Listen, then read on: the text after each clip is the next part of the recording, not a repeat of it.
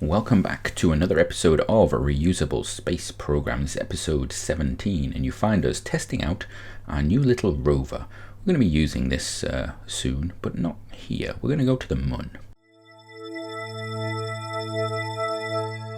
Right, so you find us just going into orbit right now. It's another one of those X5 wide boys.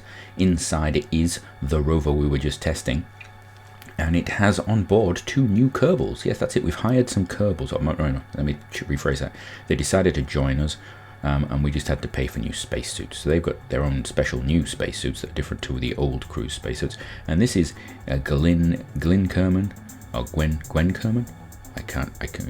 Gwynne Kerbin, and Issac Kerbin. We've got an engineer and a scientist, and they are going to become our Moonologists. They're going to go down, hopefully, to the Moon, and it's hoping, well, we're hoping anyway, that they can actually find a suitable location for us to put a base down, because if we can't find somewhere suitable, this program is going to grind to a halt, because I'm not bringing fuel up from Kerbin all the time. It's just excessive, and also it gets a bit boring. So we're going to come in and dock, and this was a really quick docking process. Actually, you see here, we're just going to move that, and interestingly, the robotic parts, when you come within a certain distance of them, if they've not been loaded, some of their mechanisms de-lock and things like that. I'm not sure what that causes that, so you have to go into them and just reset them, even though they're set correctly. So we're going to detach the transport craft, and we're going to rotate round what is the station, and the station is going to try and dock to the bottom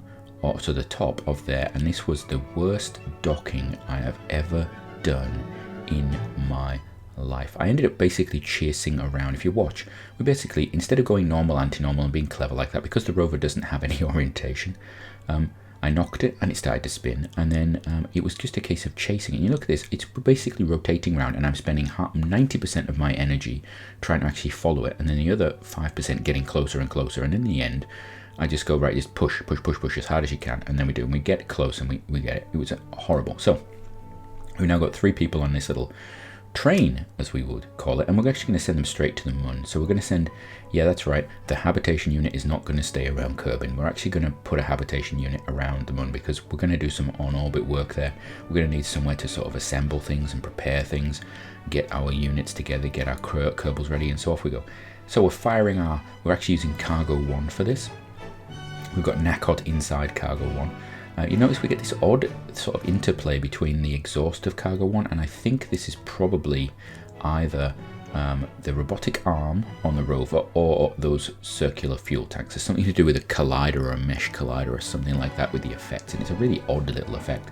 But I was checking it. I don't think it's affecting the actual engine power at all. We seem to have used the right amount of delta V to carry out the task and things like that, so it seems to be okay. So there we go, we're burning or repulsing. We're getting back to that question again on what nuclear engines do. We're firing our engines and heading off towards Mun. And we get a pretty easy little rendezvous there. And the idea here is I really want to go equatorial, and I want to put ourselves into something that's going to be potentially the long-term sort of orbit of this station. This is where we're going to be bringing things to dock, to refuel around Mun, or to even deliver fuel ideally as we go forward with this program. So we're going to come in, we're going to put ourselves on the periaps. We're going to start doing our repulsion, our burning, just to slow us down. Again, we get that interesting little effect. And there we go. Off we go. Right. Put ourselves in the normal, anti-normal position, because we're gonna try and bring our inclination to 0. We want to be as close to 0 as possible, because it just makes life easier. If we've got a standard inclination we're going to aim for with all of our craft, we could put it on a random inclined orbit. It would make potentially rendezvousing a little bit more annoying in future, so this is part of the reason why we're putting the station equatorially. Interestingly, International Space Station isn't on an equatorial orbit around Earth. It's actually at a highly inclined orbit, and that's to do with the fact that the Russians launched, partly to do with the fact the Russians launched from a higher altitude, a higher inclination orbit, and they actually put up the first parts of it. It's easier for low inclination orbits to turn into high ones than high into low when you're actually launching. Not once you're up there, but when you're actually launching, you can create more inclination in your orbit much more easily than you can remove it. So We're going to put ourselves in the normal orientation, we get everything going, fuel up our little cargo craft there with all the fuel that's been on board that all along. So we've now got a fully fueled cargo craft, we've got our things all set up, wonderful, perfect. So what's the next point we're going to do? Well, we've got to make a decision, haven't we? We've got a choice. We can either take our rover straight down, or we could rearrange this, make it nice and pretty and make home and everything like that. In reality, we're actually going to send the rover down, I think, you know what, let's just get on with it. We're going to land, hopefully, in an area that we identified last time. So there is a large crater that's got quite a noticeable deposit of ore there. Now I need to check just the percentage of it, and I also need to check the terrain, because potentially in a crater you could have areas of flatness and hills and things like that, and just need to make sure there's nothing really to be worried about.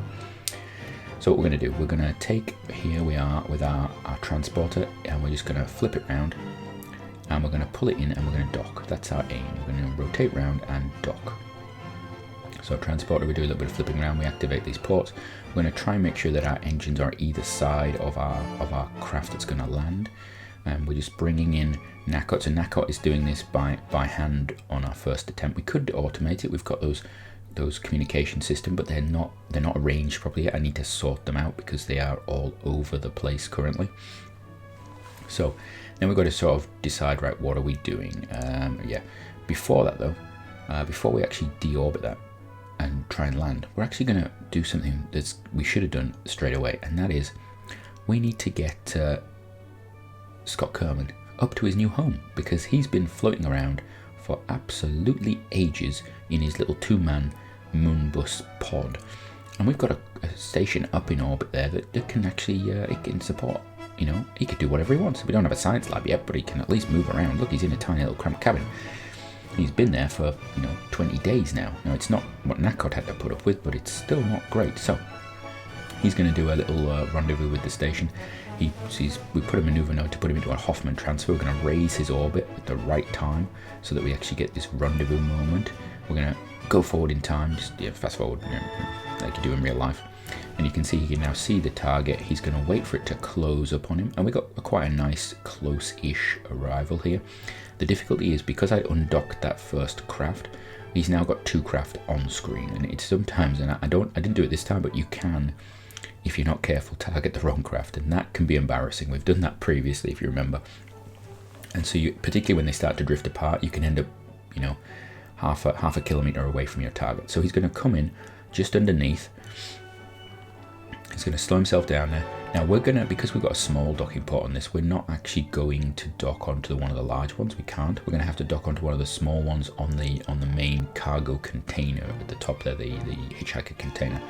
So he's just going to rotate himself up, and we're actually going to target onto the side of it, and then we're going to try and do a bit of a lazy dock. Yeah, that's right. We're going to point at target, and this is the lazy dock approach. You can see I'm now actually using the nav ball control so that I can actually get target, and we've got it perfect lined up. So this, in my opinion, should just slide straight on and dock instantly. Let's see what happens. And it's coming in, and there we go. Wonderful. Perfect. We have a dock. All the solar panels come out, so now Scott has a space to do all the stuff that he would want to do whenever he wants to do it. He can move around, he can have a break, he can do whatever needs to be done. So off we go. Now in orbit we have our lander craft and our cargo craft, and we're just going to go around until we get to a point where, where the light is actually on our target. So it was actually in daytime when we started this, and that's part of the reason we let it go around. We need the moon to rotate until we get to a point where our landing site is potentially in the sun, because we don't want to land in the dark. So we're going to bring our orbit down first of all, just so that we are going to land. So we'll do a little bit of a orientation change. We burn a little bit here, well, repulse a little bit here.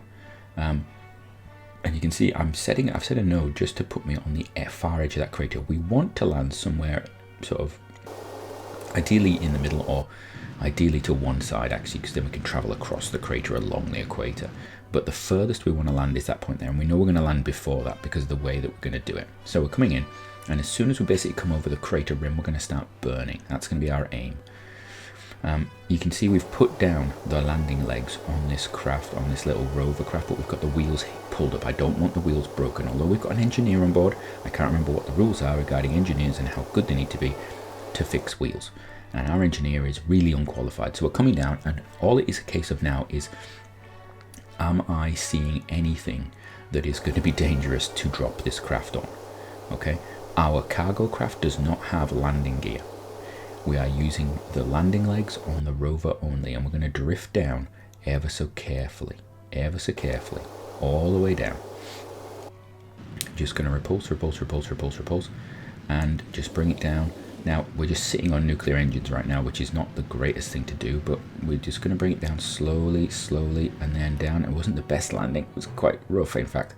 And then we're just going to launch straight away. We don't want to stay sat on that craft for too long. So Nakat's going to take the craft all the way back up into orbit immediately.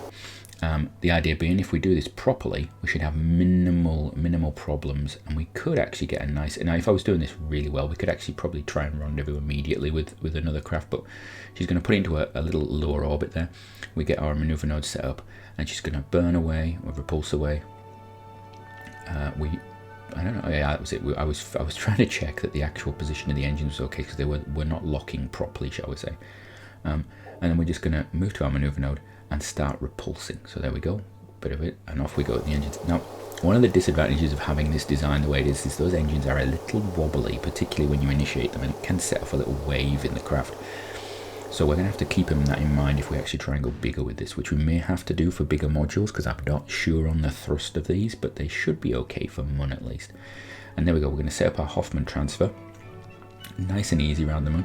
You can see the fuel requirement is tiny, and that's one of the big bonuses of us using Mun instead of even Kerbin. On Minmus, even less fuel requirement, even less delta V, but again, Minmus has got that inclination, and bring it into, particularly if we want to go to another planet, that inclination is going to throw us off a little bit, and it becomes a little bit more annoying to judge things. So Mun is going to be our base, plus also, you know, it's sort of homologous to our own moon, so it's a nice little sort of parallel. We're going to go there. We may set up a little outpost on Minmus just as a, you know, research facility. We'll probably do that in the future. Obviously reusable, but that would be a nice little test for us if we're planning to go to Duna or somewhere like that, to actually test out technologies maybe on Minmus as a test base for dry runs and things. So Nakot's going to bring it up to the station.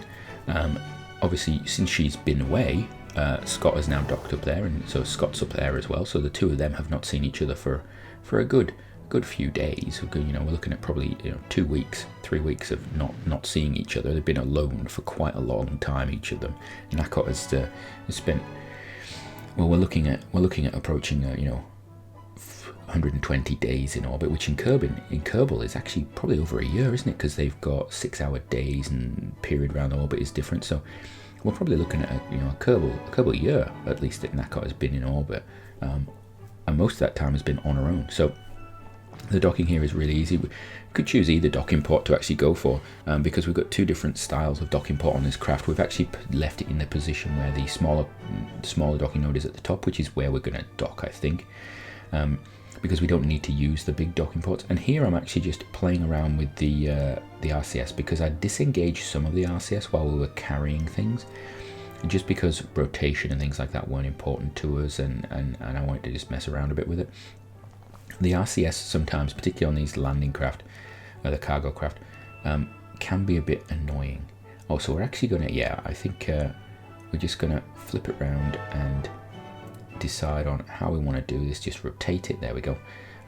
We could have done a pointing at, but you can see here we've just kept that craft in the normal, anti-normal orientation, and we're just going to use, again, the nav ball. You can see I've got them roughly lined up. It's coming in at a bit of an angle. And this is where one of those docking port alignment things that tells you sort of angle of approach as well as sort of direction would be useful. So the angle's not too bad, and with a bigger port that could be quite difficult. And there we go, we're attached, all done. So now we have quite a large station around Mun, which is something that we didn't have at the start of the episode. Make sure to turn our engines off on all of the craft, because it was very easy to hit a button and all of a sudden your station starts to spin around crazily. So that's a little bit of a tech tip for you on that one. So we're going to refuel our craft. We've got quite a bit of fuel on board the station right now, but we've used a lot of fuel going everywhere. Those fuel tanks actually didn't have much fuel on them. They're actually sent up pretty much empty. So we've used all that. We're going to have to send something else in to fuel all this up, and we're also going to have to start sending some heavy machinery in to actually try and get some ore out. But that's all if we find any ore, and that's really dependent upon the guys down on the ground. So what are they doing? Well, they're getting the wheels out, they're sorting themselves out, and they're going to go scanning. So they've got a little scanner on the back there that can actually tell us what's the ore level like, and we can see that there's actually an ore level of about 12%, which isn't great, but to be fair, we've got, a lot of time that we can spend. We're going to do a bit of science while we're down here as well, because we can. This is a location we haven't been to before. We've got a scientist on board, we've got an engineer on board. We've already tested all of this stuff so we can pop things out, but got our antennas working, get all the science. We're going to send our crew out, but while we do the science, while we get some idea of what's going on, I will leave you, and until next time, have a great one.